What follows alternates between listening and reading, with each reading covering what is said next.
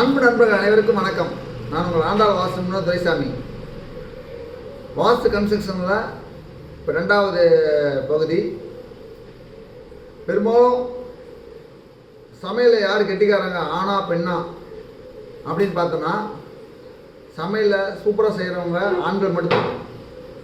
பெண்களை விட ஆண்கள் சமையல் சூப்பராக செய்வாங்க. நீங்கள் வேணால் சோதிச்சு பார்க்கலாம். எப்படின்னா, ஒரு வீட்டில் 5 பேர் தான் இருப்பாங்க. அவங்களுக்கு இந்த வீட்டில் இருக்க பெண்களை சமைச்சு போடுவாங்க, டேஸ்ட்டாக இருக்கும். ஆனால் ஒரு 20 பேர் 30 பேருக்கு சமைக்க சொன்னால் ஒரு சுமாராக தான் சமைப்பாங்க. அதே ஒரு ஆண் பார்த்தீங்கன்னா, ஒரு கல்யாண மண்டபத்தில் சமைக்கிறாங்கன்னு வச்சுக்கோங்க, 1000 பேருக்கு சமைச்சு போடுவாங்க. அப்போ அற்புதமாக இருக்குது சாப்பாடு.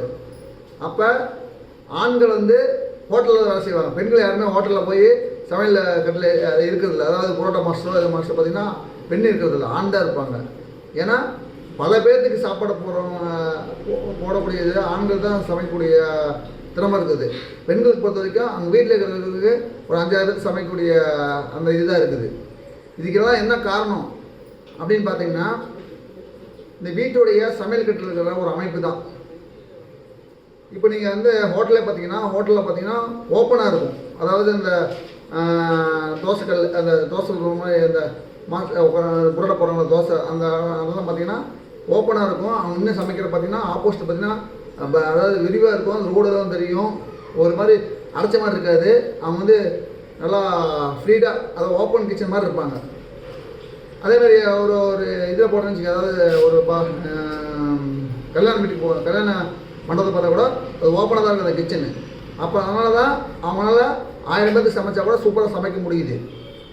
ஆனால் பெண்கள் ஏன் சமைக்க முடியலன்னா, அவங்க குறுகிய ஒரு 10க்கு 10, ஒரு 6க்கு 6, ஒரு 5க்கு 5 ஒரு சமையக்கட்டில் போய் அவங்கள போய் முடக்கி போட்டுரும். அப்போ சமையக்கட்டில் பார்த்தீங்கன்னா சிங்க் இருக்கும் லெஃப்ட் சைடில், வலது பக்கம் பார்த்தீங்கன்னா அடுப்பு வச்சுருப்பாங்க.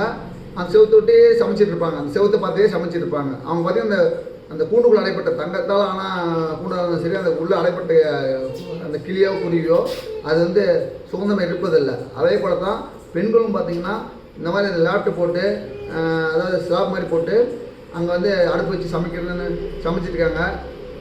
நம்ம வெளியில் அவுட்டர் சமைக்கிறேன்னு சொன்னால் கூட மற்ற சொந்தக்காரங்க என்ன பண்ணுறாங்கன்னா, ஐயோ எங்கள் வீட்டில் அப்படி தான் இருந்துச்சு, நாங்கள் அப்படி தான் சமைக்கிறோம், இப்படி தான் சமைக்கணும், அந்த ஓரமாக தென்கிழக்கு மொழியிலே ஒட்டி சமைக்கணும், அதுதான் சரியானதுன்னு சொல்லி தப்பாக வழி நடத்துகிறாங்க. அது ரொம்ப தவறு.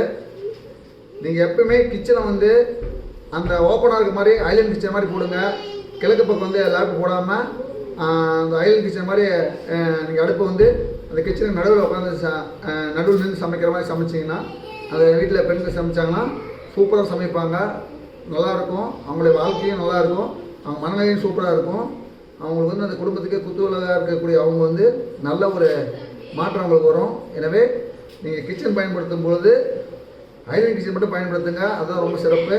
இங்கே யாரை வெளியில் யார் சொன்னாலும் கேட்காதீங்க. அதாவது ஒரு மாதிரி ஸ்லாப் போட்டு அந்த ஸ்லாப் மேலே நின்று ஸ்லாப்பை கிழக்கு பார்த்து சமைக்கணும் அப்படிங்கிற அந்த ஆப்ஷனுக்கே போகாதீங்க.